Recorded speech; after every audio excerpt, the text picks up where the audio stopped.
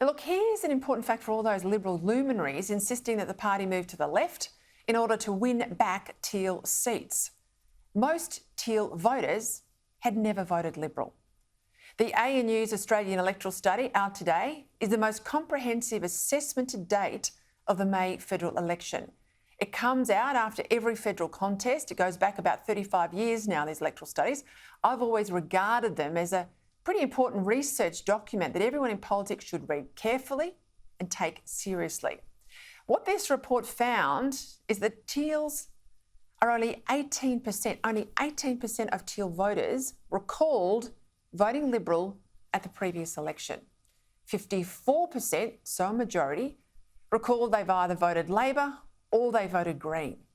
Now, the teals won 6 seats in May, much more because of tactical voting by Labor and Green supporters and, of course, our preference system, than because of any disillusionment with the Liberal Party. And to the extent that there was disillusionment with the Libs, it was more with former PM Scott Morrison than anything else. So says this ANU electorate study, and as I say, I rate it highly. The Liberal Party's biggest problem is the general loss of faith in both big parties.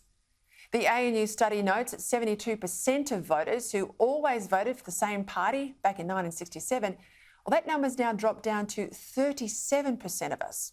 So 2/3 of voters back then were rusted on, but that's scarcely 1/3 of voters today. Now, that's not so much a problem for Labor because they can always rely on Green preferences, and in government can usually muster enough cross-bench support for more spending and more regulating. But it's a big problem for the coalition because they can't rely on preferences for minor parties on the right because these tend to spray around all over the place. And in government, they have trouble getting serious support in the Senate for budget repair and deregulation. So for the Libs, doing better is not a question of drifting left in Labor's wake. It's rediscovering what it believes in and inspiring faith in its supporters.